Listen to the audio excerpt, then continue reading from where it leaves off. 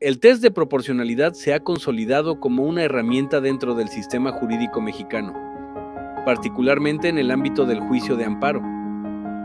Constituye un método de análisis constitucional indispensable para la labor jurisdiccional. Su uso principal radica en la evaluación de la constitucionalidad de diversos actos emitidos por las autoridades del Estado.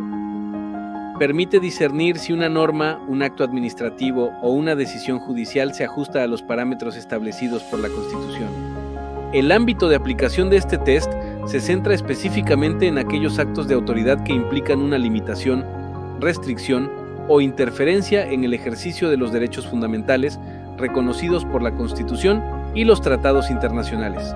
Uno de sus objetivos primordiales es garantizar que cualquier restricción impuesta a un derecho fundamental esté debidamente justificada. Busca asegurar que exista una razón constitucionalmente válida y legítima detrás de la limitación. Complementariamente, el test persigue garantizar que dichas restricciones no resulten excesivas o desmedidas en relación con el fin que pretenden alcanzar. Evita que la limitación al derecho sea mayor de lo estrictamente necesario. En última instancia, la finalidad más profunda del test de proporcionalidad es la protección efectiva de la dignidad humana. Al salvaguardar los derechos fundamentales de injerencias arbitrarias o desproporcionadas, se resguarda el núcleo esencial de la persona. Asimismo, el test contribuye de manera decisiva a la consolidación y preservación del Estado de Derecho.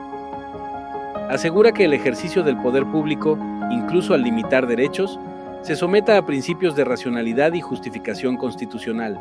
La metodología del test de proporcionalidad se articula a través de una estructura escalonada. Se compone de una serie de subtests o etapas que deben ser analizadas de forma sucesiva por el órgano jurisdiccional. Para que un acto limitativo de un derecho fundamental sea considerado constitucional, es un requisito indispensable que supere satisfactoriamente cada una de las etapas que componen el test. La falla en cualquiera de ellas invalida la medida. La primera etapa del test es el subtest de idoneidad. Este concepto implica que la medida restrictiva adoptada por la autoridad debe ser objetivamente apta o adecuada para contribuir a la consecución del objetivo o fin constitucionalmente válido que se persigue. Un requisito esencial para superar esta etapa es la existencia de una relación de causalidad o instrumentalidad. Debe poder establecerse un vínculo lógico y empírico entre la medida cuestionada y el propósito declarado por la autoridad. Esta relación causal se establece, por tanto, entre la medida específica que limita el derecho y el fin legítimo que la autoridad manifiesta querer lograr con su implementación. La medida debe ser un medio para alcanzar ese fin. En el análisis judicial de la idoneidad, el tribunal evalúa si, desde una perspectiva racional, la medida adoptada tiene la potencialidad de contribuir, aunque sea parcialmente, a la consecución del objetivo invocado por la autoridad. Es importante destacar que para superar el subtest de idoneidad, no se exige que la medida sea la única posible o la más efectiva para alcanzar el fin. Basta con que posea una aptitud mínima para coadyuvar a su logro. La segunda etapa es el subtest de necesidad. Este principio exige que, de entre todas las medidas igualmente idóneas para alcanzar el fin legítimo, se elija aquella que sea la menos restrictiva o lesiva para el derecho fundamental afectado. El criterio de evaluación en esta fase es determinar si el objetivo perseguido por la autoridad podría alcanzarse a través de una medida alternativa que imponga una menor limitación al derecho fundamental en cuestión. El análisis judicial en la etapa de necesidad implica una búsqueda y evaluación comparativa. El tribunal debe indagar si existen medidas alternativas a la impugnada que sean menos gravosas para el derecho. Un requisito fundamental para que una medida alternativa sea relevante en este análisis es que sea, al menos, igualmente efectiva que la medida cuestionada para lograr el fin propuesto. No basta con que sea menos lesiva si es ineficaz. En consecuencia, si el tribunal identifica la existencia de una medida alternativa que sea igualmente efectiva para alcanzar el fin, pero que resulte menos lesiva o restrictiva para el derecho fundamental, la medida original no supera el test de necesidad y es inconstitucional. La tercera, y a menudo más compleja etapa, es la proporcionalidad en sentido estricto, también conocida como ponderación. Aquí se evalúa si la medida restrictiva es proporcional al objetivo buscado en términos de valor o peso constitucional.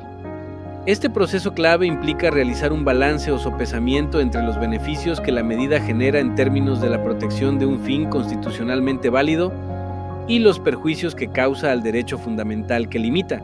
Los beneficios a considerar son aquellos logros o avances que la implementación de la medida restrictiva aporta a la consecución del objetivo legítimo invocado por la autoridad. Se cuantifica el grado de satisfacción del fin. Los perjuicios, por su parte, son las afectaciones, menoscabos o limitaciones que la medida causa al ejercicio del derecho fundamental que resulta restringido. Se mide la intensidad de la intervención en el derecho. La tarea judicial en esta etapa consiste en ponderar los valores o principios constitucionales que entran en conflicto. Por un lado, el principio o fin que la medida busca proteger. Por otro, el derecho fundamental que resulta limitado. La determinación final en la ponderación es si los beneficios o el grado de satisfacción del fin constitucional superan los costos o el grado de afectación al derecho fundamental. Se busca un equilibrio razonable.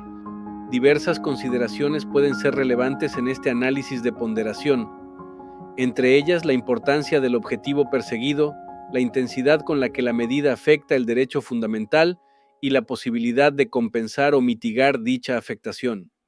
La cuarta y última etapa del test es la justificación.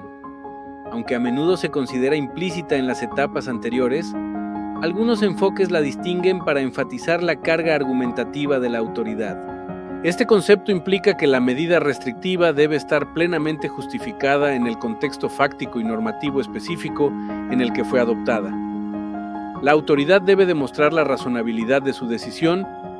Es un requisito para la autoridad que emitió el acto restrictivo presentar argumentos sólidos, coherentes y razonables que respalden su decisión.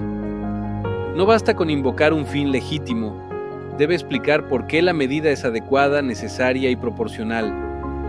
El contenido de la justificación debe explicar de manera detallada por qué la medida adoptada se considera necesaria, es decir, la menos lesiva entre las alternativas idóneas, y por qué es proporcional en sentido estricto, es decir, que sus beneficios superan sus costos. Las características de esta justificación presentada por la autoridad deben ser la claridad, la precisión y, en la medida de lo posible, estar basada en evidencia empírica o datos objetivos que sustenten las afirmaciones sobre la idoneidad, necesidad y proporcionalidad de la medida.